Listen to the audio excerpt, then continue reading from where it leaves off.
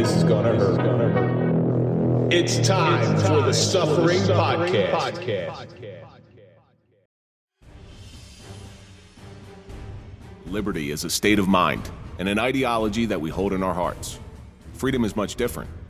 No matter how liberated you feel, there are some times where you cannot break free. Often there are powers stronger than any one person can overcome. If a group of people were to come in your house and take control of everything that you hold dear, what would your response be? If the lives of your family were at stake, would you stand up and fight or go with the flow so that they may live another day? It is difficult to know until you're put in that situation. Guarding against the theft of freedom should be one of your primary goals. There are those that have fought and continue to fight to taste the same freedoms we all take for granted. Too many that came before us have not been so lucky to enjoy these gifts. I'm Kevin Donaldson, and unfortunately Mike Failace has been replaced by Spam and Elvis. And welcome to the Suffering Podcast. If you're a fan of overcoming adversity and overcoming suffering, then we're for you, because that's what we do here, and that's the stories that we highlight. So do me a favor. Hit that like button, subscribe to the channel, please comment, ring the bell to get notified of all of our new content. Now you can join. Follow us on all social media so you can find out what we're up to. On this episode of the Suffering Podcast, we have a weary traveler who flew in this morning, somebody who I've really been interested in talking to, because this episode is going to be a little bit of a departure from what we normally do, and that's George Drost to talk about the suffering of freedom. George, thank you so much for coming in. Thanks. It's a real pleasure to be here, and I'm excited to share my story. Before we get into anything, let's give a big shout out to our marquee sponsor, and that's Toyota of Hackensack. We don't trust anybody as cops, but we do trust Toyota of Hackensack. So go to toyotahackensack.com. Let them find you a car. They know what they're doing over there. So, George, each week we take a question from our audience. This week's question comes from Coop 357. How far would you go to defend freedom? To the death. To the death. There's a couple little caveats to freedom. Like freedom is somewhat of an illusion, because total freedom will breed anarchy. I can't walk down the street and punch anybody in the face that I want to. We're all governed by, say, a Judeo-Christian moral or ethic. So I'm going to give you a scenario. And I spoke about this in my opening. Somebody breaks into your house and holds your family hostage and says, if you do not comply, I'm going to take away your freedom. And if you do not comply, something bad happens to your family. But if you comply, they are allowed to live. So what do you think about that? Like, is that still to the death? Yeah, it is. And I think you're going in a direction I would have gone, and that is, what's the shading? What's the relative freedoms that you are defending, and what would you defend to the death? And so there's a question, do they take away my driver's license? Do I go and pretend to scream and yell and claim that I'll go to the death to save my driver's license? Or is it my life, my ability to make choices and to lead a life that we've been comfortable in enjoying here in the United States? Western-style democracies basically is the route that I would go. And how much restriction do you put on yourself before you can't take it any longer, and that you have to do something to change the course of those actions that are restricting your freedoms? Because there's many different routes you can take. You have like a Ruby Ridge type of situation where the guy just did not like what the government was doing, wanted to go off the grid, and ended up in a gun battle where people got killed. Who's right, who's wrong, it's not my place to sit here and talk about. But he was technically fighting for his freedom. So for me, I read a book years ago by a guy named Erich Fromm. And I never forgot the name because I went to school with a guy named Erich Fromm. And he wrote this book called Escape from Freedom. And what he basically says is, although you have the illusion of choice, you really don't. So if you have, here's a simple test for you. Go into a restaurant with a menu that's 10 pages long. And you're married. I believe you're married. Yes, I am. All right, so you're married. Imagine going into with your wife to a restaurant with a menu of 10 pages long. Good luck eating in the next 40 minutes. You follow me? Yep. you want a purple car. You're not getting a purple car from the manufacturer. You're given 6 choices, and they limit them to 6. And there's studies out there to show how many choices before people become overwhelmed and paralyzed by analysis. So as much as we think we have all these great freedoms, and in the United States we do, we have to protect what we have because there are certain very important freedoms. So my question is I defend moral freedoms, things that I find, again, getting back to that Judeo-Christian morality, I don't have the freedom to kill somebody. I don't have the freedom to steal from somebody. I don't have the freedom to go punch somebody in the face. My freedoms are for me and me alone until they affect others around me. For instance, I can't light a 50-foot bonfire in the back of my house. I don't have that freedom because there's dangers to those around me. So I will protect my personal freedom until the death, like you said. But at the point where it's only affecting me and not affecting anybody else. So that's my answer to that. Right, and I totally follow that. Where it's going to Jeremy Bentham and or John Stuart Mill. Those are other philosophers that basically looked at pragmatism, and you have freedom as long as you don't oppress minorities and take away some of their freedoms. So it's really the relativity of it, and you don't have to have let's say freedom to avoid paying to the mosquito abatement district in your locality. Is that something that you'd fight to the death? But you go to the core pieces of if I can't do it, or if I'm restricted in such a way that it does affect the way that I have been brought up, and that the way that the norms that we have that allow you to make choices and not restrict you, and have ease of entry into the marketplace, for instance, for entrepreneurial purposes, or going to a church or not going to a church. Those are important aspects to just day-to-day living. And those are the things I'm talking about, the bigger items. I don't care about a purple Tesla or a purple Toyota. Or Right. It's the ability, if it's out there, I can say yes, I can say no, and that there won't be a restriction. But I don't want to affect other people in a meaningful way. And I've had some experience in our local community serving on the Plan Commission. And usually the projects that we see involve some changes that will affect neighbors.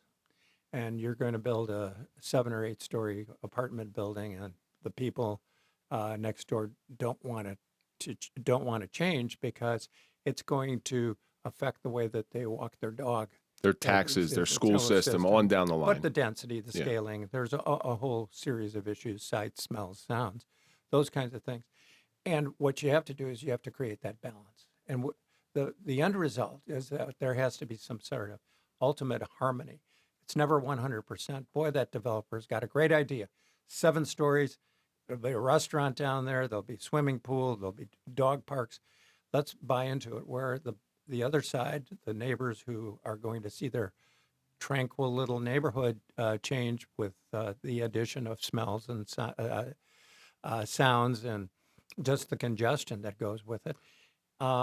There's also the wolves that are looking out to capitalize on those people wanting true freedom. Yeah. Prime example of that is something that you lived through, and it's an interest to me, is the hippie communes of the 60s. All right, they were great in some things, but do you see any hippie communes laying around now? Because inevitably somebody went in there and said, oh, these people, they want freedom and love. Well, I might have a little unethical or nefarious purpose behind me, and I'm going to capitalize on their wants and desires. And then they come up, and then you have like a Jonestown type of thing.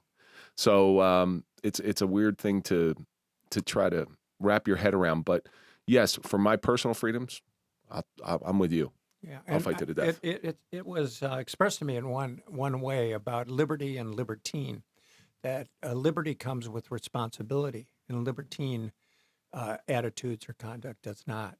So there's not only just having freedom, but that freedom is a responsibility, and that when you gain liberty, you need to be able to create the constructs to preserve it in a way that benefits most of society. You can't do it for all, but most of society. And being an attorney, there's such a strong emphasis on rule of law. And the rule of law is really sort of the composite of corporate thinking, corporate in the sense of people in the community, and to come up with solutions and ways to live with one another, be kind to one another. It's a great question. I think we could go on for hours on this one. Yeah, we can. So Coop, 357, thank you for sending that in. Keep sending in your questions, and we will try to get them on the air. We love thought-provoking questions like this. So you came from one cold city to another cold city. Actually, this is a colder city than the city I left because our temperature and weather basically is behind us, and you're going to get warmed up. Yeah, so we're talking about Chicago, or the Chicago area. Chicago area. Chicago area. It's an interesting city. We talked a little bit about the history. By the time this airs, you and I will both have come back from Creative Con, and I'll get to experience a little bit of it. There are some key sites because I'm a history guy, which is why your story resonates so deeply with me. There's some pieces of history in there that I really, really want to go see.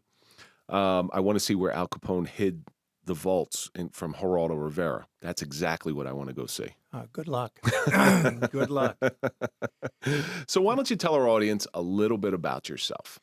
Yeah. Don't leave out your daughter because she's our mutual connection. Yeah, well, I have to thank my daughter, Julie Loken. She basically connected Kevin and myself up for this podcast. And part of it is Julie's interest in podcasting and media, and I call it sort of the communication business. And it works on different levels. But Julie, thank you. And now we'll work a little bit backwards because I came to this country in 1950. And I can't do the math because I'm too old to do math. 74 years. 73, 74. And depending on when you strike the anniversary date. But we came from the Czech lands. It was called Czechoslovakia when I left it. And it was due to a loss of freedom. We'll keep that theme going here. In 1948, in February, there was a communist coup d'etat. Some people call it a putsch, some people. And it was my dad, who was an attorney, who was basically threatened with loss of not only his profession, his freedom, but his life. But there was also a Sophie's Choice going on in there. It was. And I know some backstory to this. So how many siblings do you have? One. You have one. So two of you, your father, your mother, older? And my brother, Rudy. Your brother? Older brother. Older brother. And not all could go. No, not all could go. But it was a complication because I was too young. And basically, if traveling at a young age and blowing cover by screaming or yelling or crying as a 1-year-old wasn't very good in 1948. You had to go undercover and sneak out. I was smuggled out. You were smuggled out. And I don't remember it, but from the stories, it took a lot of courage on the part of a lady that that basically impersonated my mother. And she was, she did a great job. She was able to do that. And my grandmother, who also was part of this smuggling arrangement, and we basically got out because we lied, we misrepresented ourselves, and maybe even bribed some. It's amazing it's amazing what you'll do for a taste of freedom. And it was then connecting up, getting through the what was a little bit pre-Iron Curtain, but it was still starting to come up and became very restrictive, where you couldn't come in and go. This story affected me. One of my favorite teachers when I was a kid, I'm kindergarten. So we're going back 45 years. His name was Oleg Gorbenchikov. That's how much this guy affected me, that I'm able to remember that Russian name. Him and his wife were Russian Jews, and they had to get out of the Soviet Union because at the time the Soviet Union was not very Jewish friendly. And so they actually went out via Japan, but I remember as a little kid him telling how he had to hide in a garbage can to get out of Russia, to be smuggled out of Russia. I think his wife wrote a book some years later, but what a great man and what a great giver to children that he was, that he affected me that much. And that story stuck with me for 45 years. I mean, how many stories do you remember from when you were 5 years old? Not many. Yeah. And as I get older, I don't remember much anymore. So, but it was a struggle for me to kind of go back into my my 3-year-oldness and try to remember what things could you remember? What did you remember?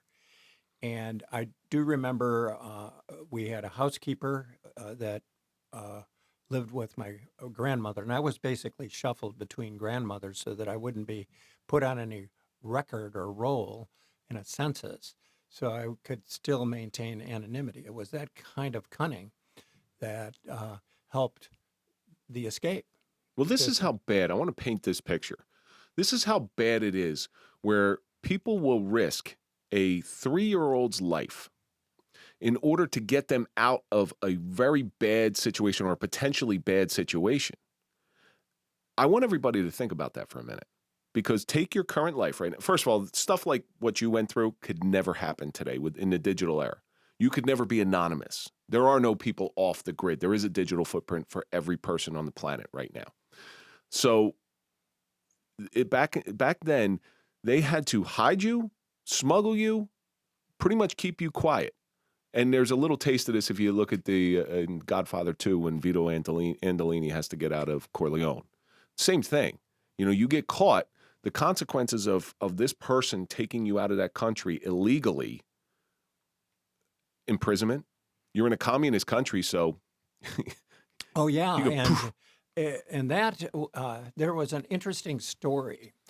I was involved in my legal career, and still am involved in this, is in legal exchanges between the United States and the Czech and Slovak republics. And in one of our programs, we went to, we'd go back to Brno, where I was born, and then have certain activities. And one was going to a prison near Brno. And just talking to some of the officials there, we met with individuals who ran that prison. And they gave us sort of an overlay of what occurred there. And they talked about the criminals that they had. Many of them had mental problems, and you had thefts and burglaries and assaults, serious assaults, and sometimes even a murder. And then I asked this prison official, what about political prisoners? You know, do you have any history of that? And they just went dumb. They didn't remember. They had no corporate memory of what it was like during the communist times. And this was the Sela prison in Brno. And this was the price my grandmother paid after they found out she was complicit in my being smuggled out of the Czech lands. She was imprisoned? She was in prison for 2 years. Wow. And it was rethinking, re-education. You got to remember, too, that while the Czech Republic had the coup and was now communist, we all know who the real leader at that time of the Communist Party was. And we're talking about one of the biggest despotic rulers of all time, and that's Joseph Stalin in Russia. And it was Stalin died in 53 or 55 or something? 53. Yeah. And I just learned, and you can check this out, that the first U.S. person that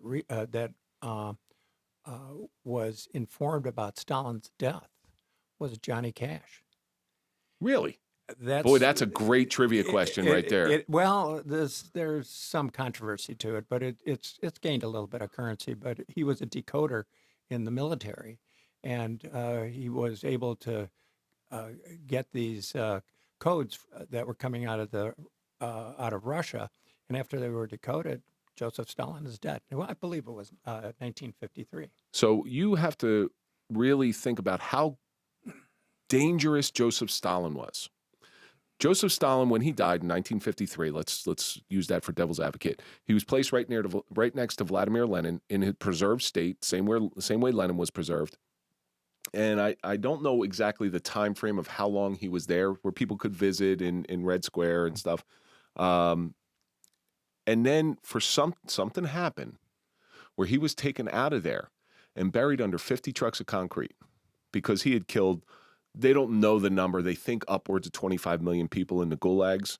So you went to prison in a communist country.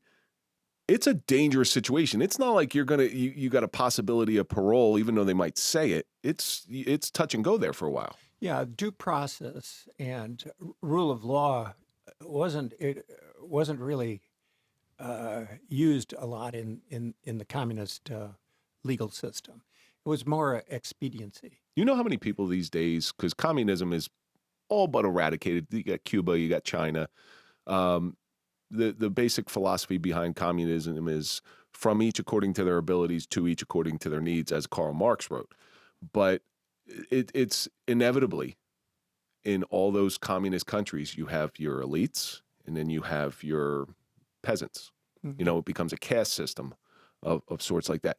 But in where you were in Czechoslovakia, you left one bad person, and then you got taken over by another bad person. Czechoslovakia has had a past of just terror that has run through it. And that's kind of why we're here today, to talk about your father, who was kind of like this very silent hero, this person who did a lot behind the scenes because of whatever moral code he had in his heart. And one of the things people got to understand also is and we're talking about Nazi Germany, who took over Czechoslovakia. Not everybody who was there bought into party politics. You know, just because you were a German in the 1930s and 40s doesn't mean you agreed with Adolf Hitler. Just because you were a Russian in Moscow during communist era doesn't mean that you believed in communism. I had a buddy that went over there and traded a pair of blue jeans. This is in the 80s. Traded a pair of blue jeans for a Russian military jacket. I saw it. I wore it. It's a little small for me. It was the most beautiful jacket I've ever seen in my life. And I said, "You got this for blue jeans?" And he goes, "I got this and a whole lot more for blue jeans." So just to give you an idea of the different freedoms and lack of freedoms they have, where they could be given this military jacket over and over again, but they can't get a pair of blue jeans. Yeah, and that really goes to that to market economics. And what China's been doing is that they've been allowing market forces and market economies to thrive, but under the control of the Communist Party. They figured it out. They can fund their political missions through their market system economies, or close to market economic systems. The Russians didn't get it. Russians never really had the skill. The Chinese might, and I'm not trying to profile any ethnic group, but the Chinese always seemed to be a little bit more entrepreneurial. Zhou Enlai was one of those guys underneath the Mao Zedong government that understood that you really had to have qualified people to build your industries. Well, they saw Russia failing. Yeah, and Russia was a good example of what not to follow and to figure it out. You see this occurring in Vietnam. And now there's so many people in China, it's like 1.5 billion people. So just the rule of attrition, mm-hmm. They can do whatever they want to do. They'll have the best athletes because they have the biggest pool. They'll have the most economic pool because they have all the intellect. And that's it's becoming almost a monopoly. And China, I just heard this statistic the other day. China, there's a place in China called America. All right. Yeah. And they make a lot of goods there. And on the back, it's stamped Made in America. Think about that. You want to talk about, if you can separate yourself from the improperness of that, it's really a brilliant marketing move. And they're brilliant people. They really are. It's just, there's too many of them there. And well, that's shrinking. That's they're one child and only a male child policy is basically having the chickens come home to roost now, and the population's declining. They've had some serious problems with their real estate and Famines, but basically sort of integral pieces where they try to control things, and they didn't let market or natural instincts, impulses really govern what should have been. They tried to control it, and this is now coming back to bite them. And you still have about half of the population that is still rural. Half of it is really advanced a lot. And to the credit of the Chinese, they're very patient. You know, they persevere. So trying to control your population sounds a lot like another form of government that happened in the 30s and 40s. It did, and they didn't have digital ways to control you. They didn't have cameras on every corner. They didn't have the biometrics, the digital tools to really assimilate all this and get the data and the analytics that you need to create the control. One thing I will say, and we're talking about Nazi Germany because it plays into the story of your father very deeply. Again, if we don't learn from history, we're doomed to repeat it. So I've become a student of World War II, German government at the time, and I look at how they do things. So I know we don't talk about politics on the show, but I am going to say one thing political. While I myself abhor guns, okay, because of what I went through. I believe in people's right to carry a gun. Why do I do that? Because the first thing in 1933, when Adolf Hitler took over, when he just took it. First thing he did with the citizens is he took away the weapons, because now the citizens don't have a chance to defend themselves. That's one of the reasons why the Second Amendment is in the Constitution. It's defense against tyrannical governments, not to shoot each other. And so I look at that. And that's a freedom that we have. So I'm hoping that, when did your father pass? He died in 2002. He died in 2002. Were you able to sit down with him, other than what you read in his memoirs, were you able to sit down with him and have a man-to-man talk about some of his experiences during the Second World War? Yeah, and that started to occur later in his life. And what was sort of the instigation of this all was that as we grew older, we wanted to really capture some of that family history. We were embarrassed by it. Well, like you said, when you were young and World War II wasn't that far removed, no, it wasn't. It's too close to even talk about it. You know, I've said this a couple times on this show. When someone dies, a library burns to the ground. Things like shows like this, things like this book, while some of it is lost to history, not all of it's lost to history anymore. That's the beautiful part about the age that we live in. No, and we can capture some of it. But basically, I'm not going to say I forced my dad to do it, but it's strongly suggested that he take down some of these memories. And then I found a writer for him. And that's when he started his memoir. And that was probably in the mid-90s. Or early 90s, and it took a long time. It was excruciatingly slow. He's a 70-something, 80-year-old man at the time. 80. He was 92 when he died, Yeah. So you can do the math backwards. Sure. So and he was 80 maybe. So he was born in 1920? And his memory was good. He was still 10. sharp. 10? 1909. 1909, okay. 1909. So the idea was to start to put all of this information down, what you could remember. And that's where Julie... last year, about a year and a half ago, she said, let's re-look at this Takes a long time to write a book. I'll be the first to admit that. And let's try to contemporize it. Don't make it into a history book. Make it into a story. And so that's what was the genesis for that. So let's go back. When did the Germans invade Czechoslovakia? 1938. That's when they took it over. It became the protectorate of Bohemia and Moravia, and Slovakia became independent. Well, if I remember correctly, they just walked in. They did. Yeah, They they did. didn't. There was really no fighting. No, that was the Munich Agreement. That Yeah. was Neville Chamberlain. You go back to peace in our time. Appeasement.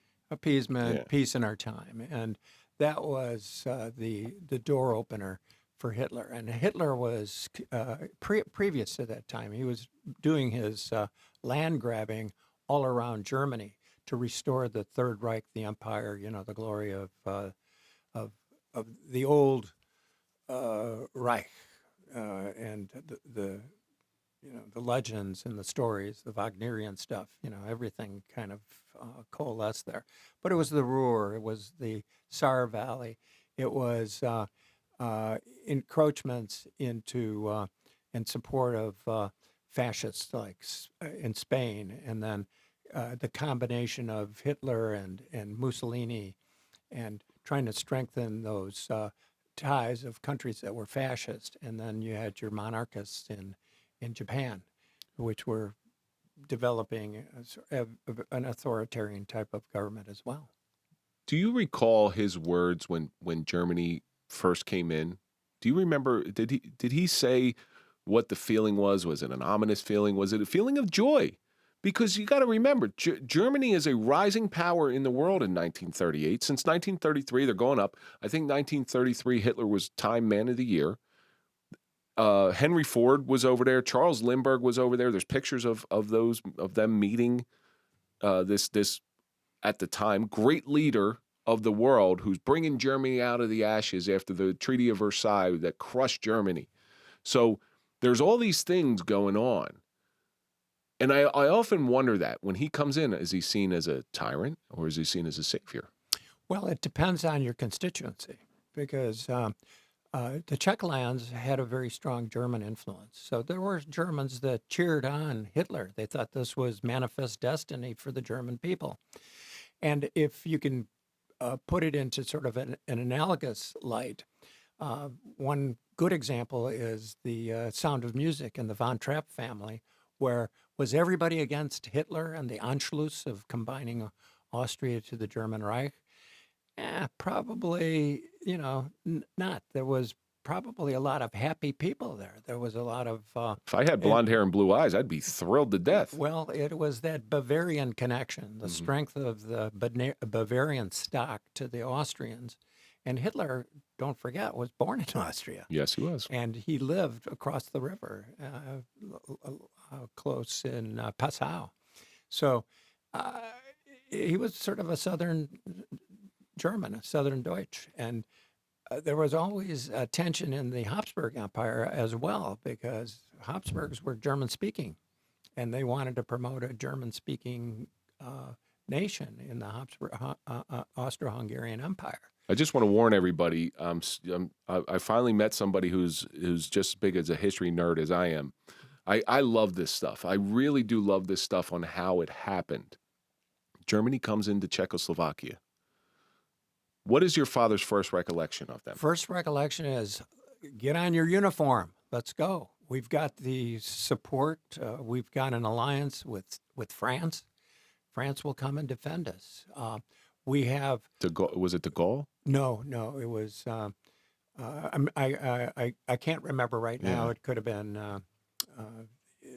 I'm sorry. I'm thinking it was of the Vichy government. It goes back to I'm thinking the of old Spain general with Lissimo Franco. Franco was the dictator there, but France was sort of bifurcated as well, because there were sort of we don't want to go through another world war because we lost so many people in the First World War. Right. We paid a big price. If you've been to Verdun, the trenches are still there, and the trees are yellow still from all of the lead that was used in the battle there. There's a fascinating picture. I go through this site called archaeologica.org, and there's a fascinating site. So to this day, 2024, they're building roads in France, and they come across this time capsule. What had happened is a German bomb blew up next to a trench from World War I. and it completely covered the trench with all the occupants inside. They get the archaeologists out there, they start excavating it. They found guns, helmets, newspaper, of course, the soldiers who were there, all perfectly preserved. Well, not perfectly preserved, they're in the ground, but preserved just a moment of time. Literally, the bones, somebody was holding a cup. I mean, in time. it's Yeah. a little, Frozen it's in a time. little, it's a little spooky when you think about it. War from a distance seems great, honorable. War in close up and personal, and we've had a lot of vets in here, including one from D-Day. War up close is horrific. It's traumatic. It is ugly, and it is survival mode all day long. Yeah, well, you look in the book, and that's really a point that was that we tried to make in it. And Nikki did a great job of Nikki Pasquarello, sure. Yeah, she did a great job, and it was take us into the pre-World War I, sort of that bucolic, happy time. You know, people were comfortable. The pull in the community that we lived in Brno, that was more of a Viennese feel than there would be one to Prague, and there was an overlay of Germans that was there. Brno had maybe over a third were German speaking, and there was a strong influence there, especially when you look at the economics of it. And then you go into World War I, and one of the things I never really understood is my grandfather fought for the Kaiser, Kaiser Wilhelm, Yeah. Wilhelm, and he's born in Prague, was born as born to and became a German citizen, so he would be drafted by the Kaiser Wilhelm, not Kaiser Franz Josef. Mm-hmm. And you went to war, but he didn't like war. He was sort of I got to go. Maybe, the old joke about, your horse has diabetes. He was trying to find ways to get himself out Sure. of that duty. But we had a neighbor, according to my dad's memoir, Marek, who thought this was really great. And if you've seen the old movie of All Quiet on the Western Front, that Yes. original movie in the 30s, where all the schoolboys, they would just say to war, throw up their papers and they strut out. And then, obviously the story goes on and how bad the war is and how it affects all the individuals. The best picture I've ever seen of the result of war is somewhere, I think it's in France. There's a bicycle. Guy rides his bicycle to the draft office, parks his bike by a tree, goes to war, never comes home. That bicycle to this day is encapsulated in that tree. The tree just grew around the bike, so the bike looks like it's sitting in the tree. And Wow. if you look at that piece of history and you think, this is a man who rode this bike here 100 years ago, 110 years ago, and never came back to reclaim the bike. That is war. That is. And, moving on, when they came back from war, there was this period of quiet and tranquility. And then back to your point, in the 30s, when there was this anti-Semitism that was starting to develop, that affected our family. And I want to get that piece of the story into it as well, because my grandmother was Jewish. So that's one of the things that fascinates me about Nazi Germany is, why do you hate Jewish people so bad? Like, what did they do? And Hitler, so there was a cool story that I just heard about Hitler. Did you ever see the movie Cabaret? Yeah, several times. So one of the things Hitler did was he closed down all the cabarets because he had to dehumanize Jewish people. For whatever reason, I don't know his reason. I haven't spoken to him. He's been dead for a long time. But for whatever reason, he really hated the Jews. So the cabarets and the actors and the dancers and all these cabarets were Jewish, most of them. Now, you can't hate somebody that you're going to go see and it's entertaining you, making you laugh, making you feel joyous when you're out. So he closes all the cabarets. And now all of a sudden, these Jewish people, they got to walk around with stars. It's crazy. It's really crazy. What was the Jewish population in Czechoslovakia at the time? Probably not too much, maybe 200,000. That would be a I'm thinking as a population of Czechoslovakia, that's a combination of the Slovak Republic now and Czechoslovakia, maybe 200,000 out of 8 or 9 million people. But the interesting point is, and I've thought about this quite a bit, is why, to your question, why are Jews hated? Why Hitler picked on the Jews and fomented this anti-Semitism. Sort of the theory I've got is that was brought about by these people who were anti-Semites because they forced the Jews to be successful. They didn't allow them to own property. They limited their ability to participate fully in the economy, in the traditional economy. And they found ways to get into other businesses that nobody else wanted. And guess what? They became successful. And all of a sudden, we're mad at them because we kicked them out and they showed us that they could earn livings and prosper in ways that we didn't even think of. Bring it to modern day. I'm going to bring exactly. I'm going to bring this to modern day again. Learning from history. Everybody coming back from World War II, the fathers went to work. They did construction. They did mason work. Italians did brick work. And then you start them. They never wanted their kids to do what they did, right? Mm-hmm. So they sent them off to college. Now you have this flow of college kids who are making peanuts, tons of student loans. Guess who's making the most money? Your masons, your construction workers. They get paid if you go to, so Mike Rowe has the Mike Rowe Foundation. If you go to a trade school, they pay you half pay and you come out and you got a job waiting for you at $75,000 a year. I challenge a college student, the vast majority of college students, I challenge them to get out of college and make $75,000 a year. We call them the 2%ers. We realize that, and we've been showing, and part of my efforts locally is to promote junior colleges. And you don't have to be a lawyer or a doctor, or Carl Icahn, for instance, our corporate takeover genius. His joke is that my parents wanted me to go to medical school, but I wasn't smart enough. So I had to become a lawyer and then a businessman. So so that's my era. Everybody was going to law school. So the 50-year-olds out there, when you were in college, there was this big rush to go into law.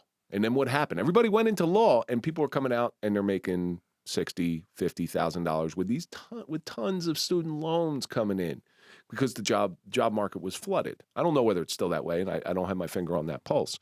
But that's what happened. So learning from history, where the Jews were taking jobs that nobody wanted and finding a way, because there's this equilibrium of life, finding a way to make them successful.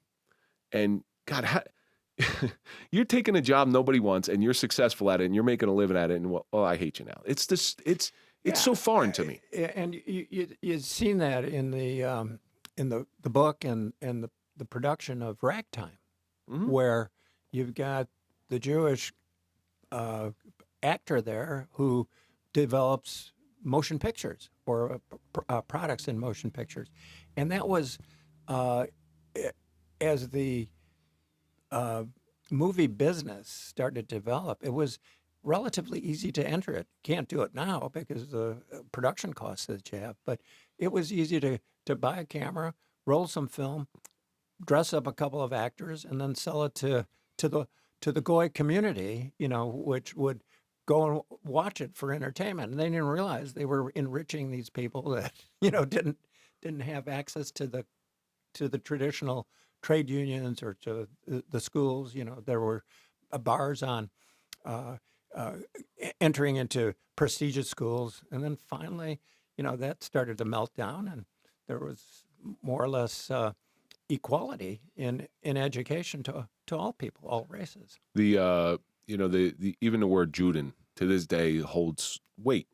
I was just watching this interview with Paul McCartney, and when he wrote the song "Hey Jude," he was in a store and it was posted up there, "Hey Jude," whatever storefront that he had at the time, and somebody comes by and says, "Hey, you can't put that in there. It's a bad word." Like, he didn't understand. It was about a person. But even back then in the late 60s, he still had a problem with the name Jude 20 years post-war. But so the Jews really got put through hell. And I often wonder the people back then, seeing that these Jews, some people with humanity, who really saw them as people and not as rats. And one of the best scenes to quantify how the people saw Jewish people, if you ever watch the opening scene to Inglourious Bastards. Yes, yeah. So that is a beautiful, very eloquent way of why the Germans hated the Jews. To give everybody a synopsis, Hans Landa comes in and he talks about the difference between if a rat comes in your house, you try to kill it. If a squirrel comes in your house, you shoo it off with a broom. Well, a squirrel is a rat with a furry tail. That's all a squirrel is. Why do we hate this? Why do we hate the rat and not the squirrel? We don't know. We just do. Yeah, it's crazy. It's crazy. So, in your father's community, how many Jewish people were there? Well, that was aside from your grandmother. Well, my grandmother, there were the grandmother's family, and give you the story is that my grandmother, before she married my grandfather Otto, she converted to Protestantism. She became a Lutheran, and in Brno, they have this red brick church, and at that time it was called the Kaiser's Church. It was the evangelical Lutheran church, and so she basically converted or added to. You don't necessarily have to renounce one part, but she became a Christian. And so when my dad was born, he was baptized as a Christian and had the Christian upbringing. And probably never heard about it again after the Nazis came in. Like, no, I don't know about it. Well, it was hard to ignore that when you had Uncle Oswald around, or some of the other relatives. But Oswald Rabinowitz, yeah. Yeah. So they were Deutsch. That was Deutsch. Okay. Deutsch. Yeah. So the Deutsch family was there in different form or fashion, and so there was a recognition. And my dad had picked up some Yiddish oy veys and Meshuggah, Spilke. Old Yiddish woman used to live down the street from me, so I'm well versed in Yiddish. Yeah, so you get that, and it wasn't. It was more endearing than it was kind of calling out or trying to distinguish. But there was and the idea of the Czechoslovakia that was developed by Thomas Garrig Masaryk. His philosophy, he married an American, took the American wife's last name as his middle name. He tried to embody Western-style democracy and tolerance. And he tried to find different ways to make it work within this complex ecosystem of different nationalities, ethnic groups, and religious groups, and socioeconomic groups. And the idea was, let's all be friends. We'll figure it out. We have the wealth, things that were left over by the Habsburgs, the manufacturing facilities, and we've got the technical skills. We can become just like Great Britain. And to a certain extent, the Czech lands were really starting to advance economically. And Masaryk died in, died in 38, I think it was, but his tenure was over in 1935, and so he was sort of a calming influence over the nation. But then when his successor, who was also a pretty smart guy but didn't have the charisma that he had, Edvard Beneš, took over, people started undermining him, and Beneš wanted to continue the message of Masaryk. Let's be friends. Let's be tolerant. We don't want to pick fights for fight's sake, but we want to defend our country. And Masaryk was a friend of Jane Addams, which was also kind of unique when he taught at University of Chicago. And Addams chided him, said, you're supporting militarization of your people to fight in World War I. And he said, absolutely. I'm a pacifist so long it doesn't take away my freedom. I want to defend freedom. And he had an opportunity to create a nation by mobilizing and militarizing the offshore Czech nation of Slovaks and Czechs. I think he wanted to be that gardener. It's better to be a warrior in a garden than a gardener in a war. It's okay to be a pacifist. Nobody should like war, but there are times when you need to step up and you need to say enough's enough, and war is almost inevitable. And in this case, it was. But your father did something very interesting to try to save his moral code and make himself right with his God in order to try to help out these poor people. Exactly. And what it was is the way he was brought up. And that was part of what Nicky's story is about.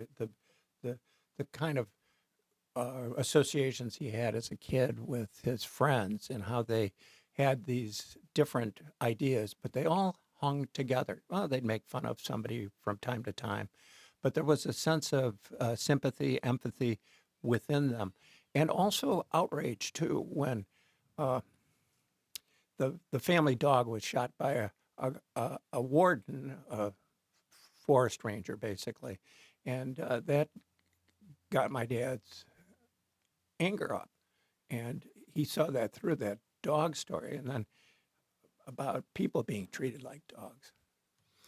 Yeah, when you've witnessed firsthand man's inhumanity to man, and I'm including women in this, I'm not trying to be gender specific, but when you've witnessed man's inhumanity to man, it really turns a switch into somebody who has a soul. To me, those upper people in the German government, they were soulless. I know they had their reasoning for doing what they're doing, but they have no soul, because if you've ever had to look in somebody's eyes, they're not the ones that going out and treating these people like dogs. They're having their underlings go out and treat them like dogs.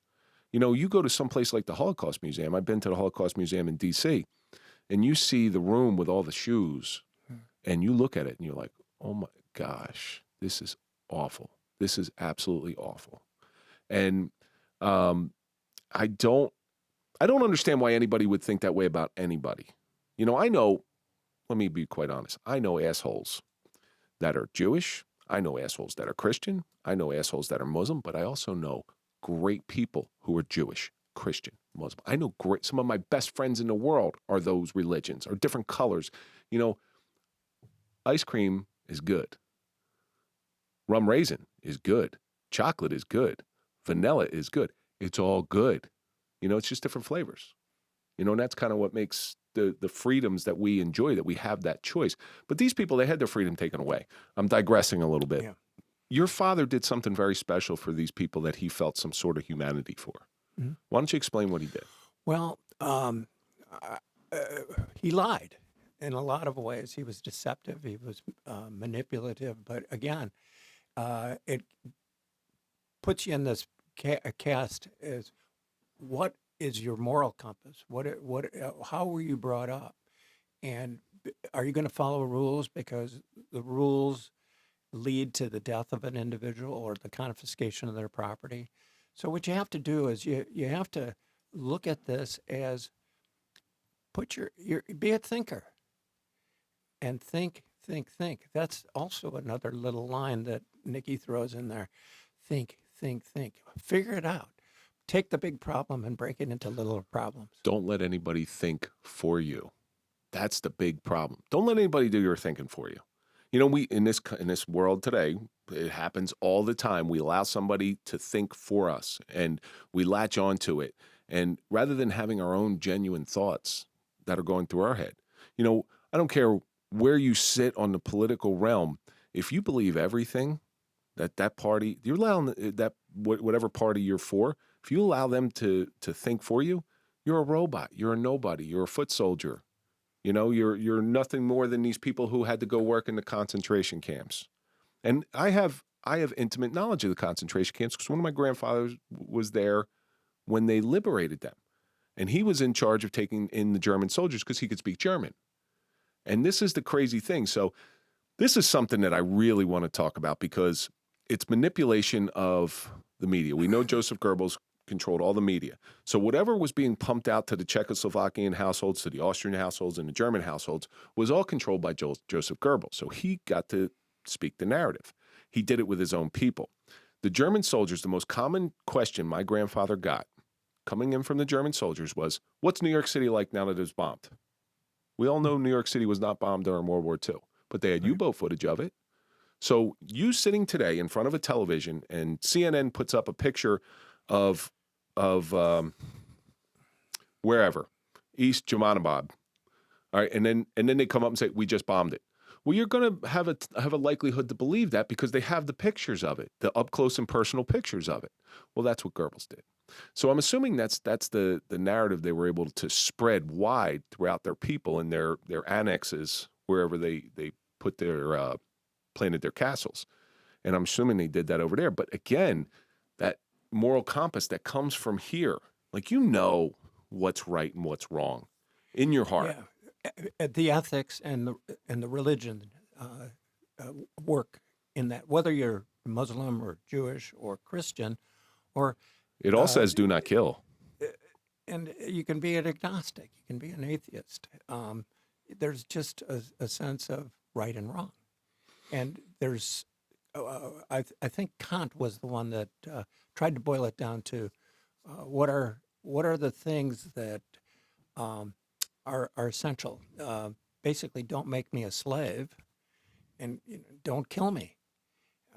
Those were to preserve your body and ultimately your mind, so that you could think critically.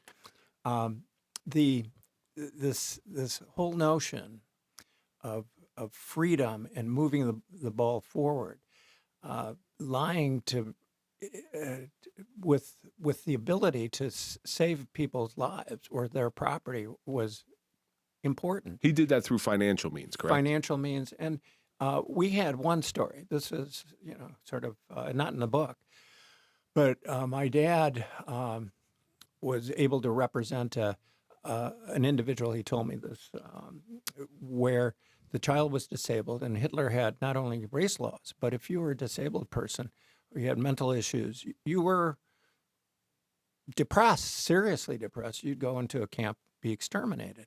So he did save one of his clients' lives, who was a patient of Freud's office in Vienna.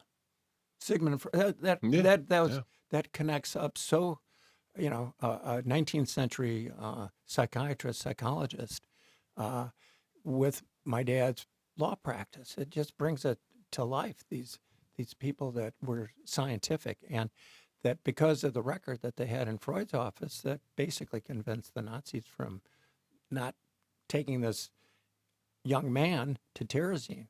And the benefit was, when we came back to, we escaped, we came to the United States, this person was so appreciative, they emigrated to Canada.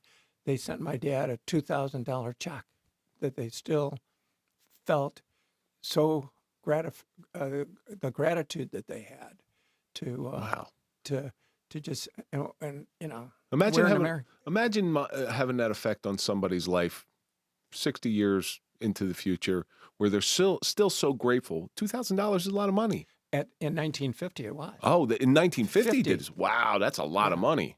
And this was a successful family. It's a lot of money back then. But it just, it's those kinds of things. Here, no good deed goes unpunished. This was a good deed that was rewarded. I think the no good deed goes unpunished because I say it, I've heard it. Yeah.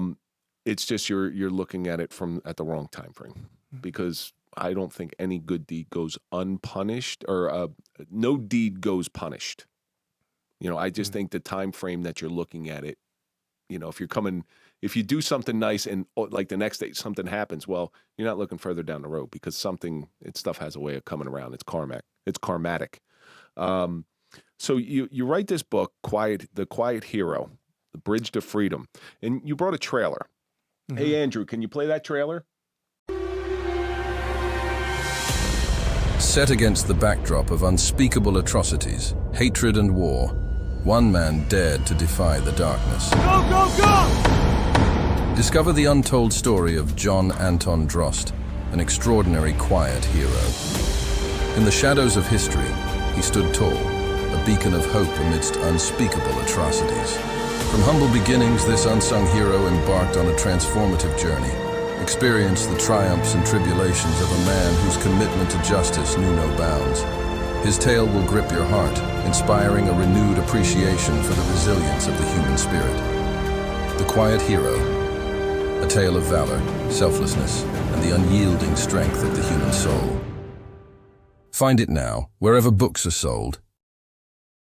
That is riveting. It really is riveting. I think after watching that, I think that story has legs. Because it's a real story about humanity in a very difficult time. I love that word humanity because that's the best word I can describe about your father, John. Because even though under difficult times, under threat of punishment, he did the right thing. And I don't think there's anybody out there that says he didn't. Yeah, that trailer with and you see it quite a bit where Hitler is giving a speech and he's so animated and he's so forceful. Best public speaker in history. He's so charismatic. He frightens the living daylights out of his people.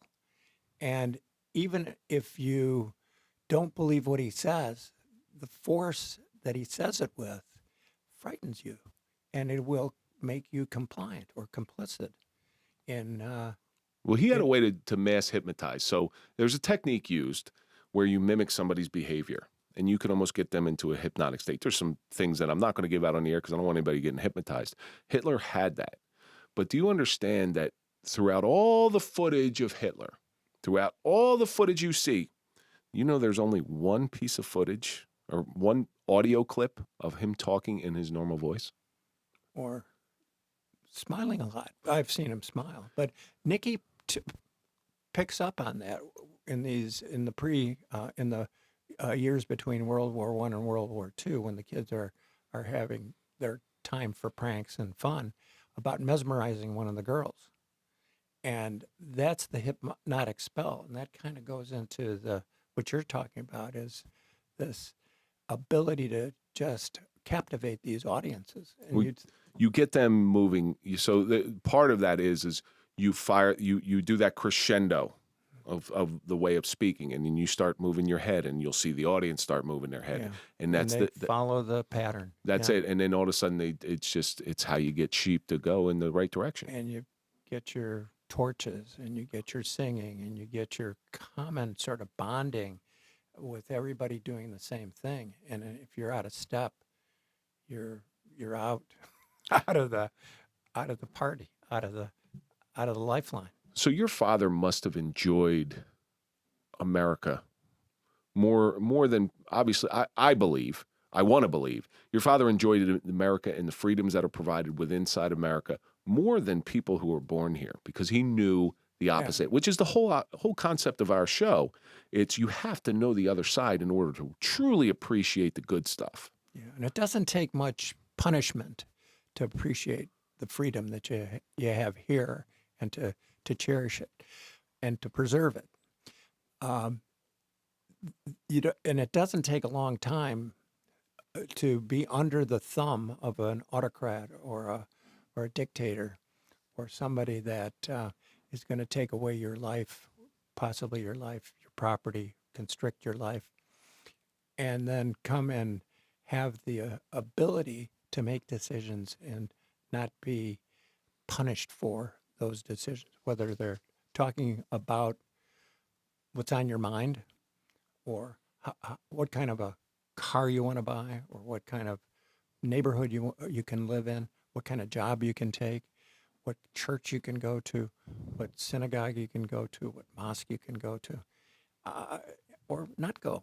Mm-hmm. But the idea is that you understand that you have that decision of not to do something is part of also being free. So there's a song by a guy named Dennis Leary. I think it's a Chicago guy. O'Leary was the lady that burned the town. Her cow knocked over the lantern.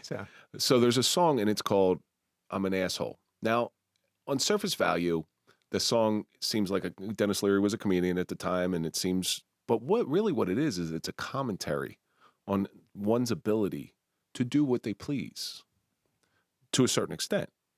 And I want, if you can listen to that song and take out the funniness of it and the humor in it, it really is a commentary on, this is a guy that just wants to be himself, right? And I'm thankful that you wrote this book, because your father's legacy is going to be able to live on. Where do we find this book? You can get it on Amazon. How about that? On Amazon. There's a trailer, and then Barnes & Noble. So look it up under Quiet Hero, A Bridge to Freedom, and you'll pick it up. It will appear. Jeff Bezos recommends it, obviously, if it's on Amazon. He does, yeah. We couldn't get him to do a forward or an endorsement, but I think he's okay with it. Okay, great. That's great. George, I can't thank you enough for coming in, because we're coming to the end of this thing here. Now, obviously, in your father's words, what you know of your father, we end the show the same way every time. Suffering is a lesson. If you haven't learned a lesson from it, it's really a wasted opportunity. What do you think the suffering of freedom that your father really endured, what do you think it taught him? The most obvious one is to really appreciate it, to revere it. And it came through the source, not just him, but it was people around him and our family. When we came here, we were sponsored by the Ravenswood Presbyterian Church, and this was we came as displaced persons. We weren't refugees technically, because we weren't going to go back.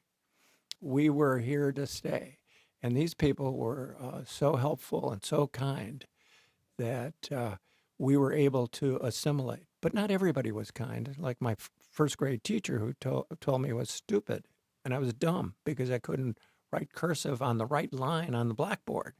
And I was held back from, or threatened to be held back from advancing into kindergarten 102. So, or I actually didn't go to kindergarten. It was first grade of 102. But there were setbacks, and having parents that would speak with an accent, it was kind of strange. But Chicago, many people have accents. I mean, right now, if you try to contact us, a service center, everybody's got an accent. Yes. So, well, I am grateful for your father, and that's John Anton Drost. I am grateful for him for this reason. Had it not been for your grandfather doing what he did, coming to this country and creating this life, and you coming to this country, I would never have met your daughter, who has been a great impact to me, been a great friend. And I've read pieces of this. Unfortunately, Julie didn't get it to me on time for me to read the whole thing, but what I did read, I really enjoyed. I really enjoyed the trailer, and I look forward to where this book is going to go. Well, thank you. Appreciate that. And that's going to do it for this episode of The Suffering Podcast, The Suffering of Freedom, and let's think about all the stuff that we learned. How bad does life have to be to smuggle a 3-year-old? You may be seen as a savior or a saint or a sinner. The equilibrium of life always finds a way. Live life by your moral code, but most importantly, thank God we are free. Appreciate it. And that's going to do it for this episode. Don't forget to go to popple.com, get your digital business card, put in the code TSP20 for a 20% discount. Follow us on all social media. That's LinkedIn, Facebook, Instagram, Clapper, TikTok, OnlyFans. And follow Mike at Mike_Failace. Follow me at Real Kevin Donaldson. And of course, follow the Suffering Podcast. And we'll see you on the next episode.